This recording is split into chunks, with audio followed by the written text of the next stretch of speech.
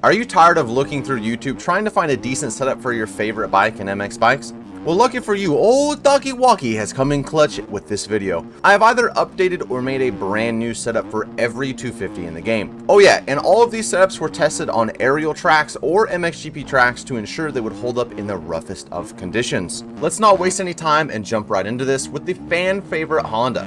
For the tires and fuel, just run whatever you would like. Personally, I have been vibing with the 80 front tire and the 120 rear on the Honda, which is different than some of the other bikes. I run the 110 on a lot of them. If you're using my old Honda setup, the biggest changes you will see is honestly just a few clicker setups, but there is a kind of a big change to the rear spring.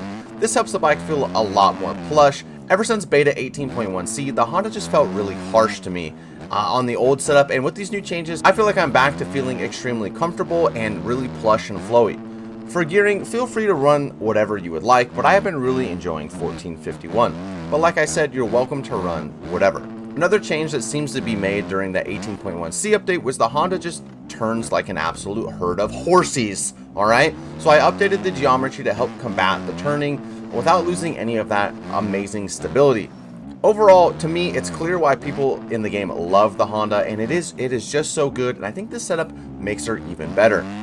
Next up, we have one of the biggest sleepers in the group, and that is the FANTIC. I genuinely think that the FANTIC has the best center of gravity of all the 250s, and it has the least amount of Poboso physics in the game. The suspension is also extremely plush, and it handles literally any type of rough you throw at it. Unlike the Honda, I do like the 110 rear on this one because the FANTIC's biggest issue is its power, or lack thereof, to be honest. So the smaller rear tire helps you get a little bit more of that forward skiddies. To be honest, the suspension out of the box is really solid on this thing, and really what you see here is just what I personally ended up liking the most, but it's actually really good out of the box, like I said. The gearing is where these things get really weird, but this honestly is the best gearing I found for the FANTIC. She likes to be revved to the absolute moon, so channel your inner Deegs and let her eat. You'll also notice that almost every one of these bikes I'm running 24 kite, and that is just to help them turn a little bit better. Also, the FANTIC is one of the only bikes I chose not to run swing arm mate. I personally just don't think it really needs it, but yeah, definitely try this thing out. I think you'll really like it. It's extremely underrated, and I think can compete with some of the top bikes. Coming up next, we have the Trojan Special, which is of course the Husqvarna. And low-key, this thing absolutely munches the virtual dark horse, but it does have one major flaw. The Husky is absolutely horrible in Eero, so it really isn't a great choice for racing, but I'm going to keep it a large stack of punkockles with you that really only applies to like the top 60 guys in the game, and if that's not you, you should probably give her a try. If you've been a fan of my suspension settings in the past, you know I have a very specific style of suspension that I like, and I usually make things softer. But I have been learning a lot more about the game recently and the game's physics, and I've been finding that I actually really enjoy making things a little bit stiffer on the slow bump on a lot of the bikes now. Gearing on this bad boy is totally up to you, and I actually really vibe with the stock gearing, but do whatever you would like. Lots of changes here on the geometry, but man, I think it makes the old Husqvarna a really solid option until she hits the Eero. Then she certainly struggles, but like I said, I think for the majority of players, this thing is an absolute luxury. The Kawasaki 250 is up next, and honestly, this was probably the most difficult bike for me to get comfortable. And again, I'm not entirely sure it's perfect, but this is the best that I could get sorted out. There's just something odd about this bike. I honestly can't put my finger on it either. It seems to be unbalanced, like the front end's really stiff but the rear end's really soft. It just doesn't seem to make sense to me, and you can see how much different the front end is versus the rear end, and how these huge differences are when I approach the changes to the forks versus the spring. I mean, overall the KX isn't bad, and people certainly munch it. I mean, Aero was qualifying like top 5 in aerial on it, so it certainly isn't a bad bike. I think it's just a little bit odd. For gearing, run whatever you want.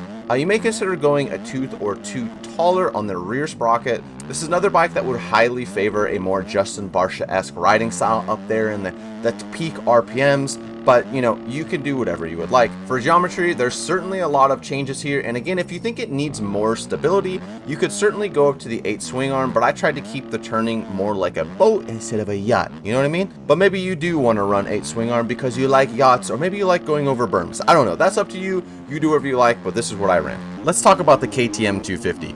Honestly, I don't know why I haven't been riding this thing more. After I made these changes, this thing feels so stable and planted, it's actually wild. It corners well, it has the most horsepower of any 250, and it absolutely munchticles the bumpsticles. Like its brother the Husqvarna, it does struggle a bit in the E-road, but man, this thing barks. For suspension, really not a ton of changes other than that massive decrease in rebound on the forks, but other than that, I just softened and slowed things down a bit. Gearing is again up to you. I was enjoying the stock gearing, so change it if you wish. Under geometry, this is hands down the least changes I made to any of the bikes, and it honestly just feels really good out of the box. I don't think it needed many changes, but overall, I'll absolutely be using the KTM a lot more because she do be barking. Okay boys, hear me out. The TM might be the best 250 in the game out of the box. This thing is actually insanely fast and stable. I know what you guys are thinking, but to be honest, I do think you can get the other bikes better through setups, but man, this thing is good. Before you tell me it's bad and that I'm crazy, I would like you to know that Mr. Finn did top qual for an aerial on it on a completely stock setup, including the 100 rear tire. So that sounds like a large skill issue on your end. I really didn't think much need to change on this bad boy. For gearing, again, I do just really enjoy the stock gearing, but some tracks may require some changes, so kind of play that by ear. For geometry, yet another spot I don't think much is needed. The TM is really solid out of the box, and these changes just help it be a little bit more stable. I will say that the center of gravity does feel like a little bit high on the bike, and that can contribute to some odd physics, but that could also just be because, you know, the gas tank is behind the rider on the TM, which is very, very odd. I'm not really sure why anyone thought of that. Anyway, anywho, moving on. Next up, we have the Suzuki, the Zook, the Banana, the Nanner, and I think that this is one of the best bikes in the game. It's stable, it turns well, and it absolutely munches the roughsticles. For tires and stuff, feel free to run whatever you would like. Same goes for the fuel. I don't want to hear it in the comments about, Doug, why are you running such high fuel or low fuel? Just do whatever you want. I actually did a ton of work to the suspension to get it where I liked it, and I think that is extremely balanced. I know a lot of you didn't like the gearing on my last Suzuki setup, and honestly, after trying 1451, I don't know what old Donkey Wonky was thinking. 1451 is the absolute move. With these geometry changes, I think the Suzuki is actually just as agile as a lot of the other bikes, if not more. Honestly, there's been times when I think it's a little bit too agile, and so if you feel like that, make sure you guys just go up on the swing arm a little bit. That will help you a lot. Moving on to another fan favorite, we have, of course, the Yamaha YZ250. And out of the box, the Yamaha is extremely fast. It handles rough really well, but in my opinion, it's just a little bit twitchy. So my entire focus on everything was just increased traction and increased stability. This came by slowing down a lot of the suspension settings, especially that absolutely insane front preload. But to be honest, the rear spring is actually really solid, and I didn't think it really needed much work. As far as the gearing, I like the stock gearing, but again, as for all of these bikes, feel free to run whatever you guys would like. For the geometry, you can see there's quite a bit of changes here. I think my focus was, again, just that stability. Something else with the Yamaha that I think is really interesting is it feels very bouncy. For whatever reason, even though it is still being really stable, it just seems to like visually move around on your screen a lot, and sometimes that can be a little off-putting. I know it's off-putting, but you know what I mean. Anyway, these changes seem to help with that a little bit, and yeah, this thing barks, so definitely give it a try. If I had one word to describe the gas, it would be mid.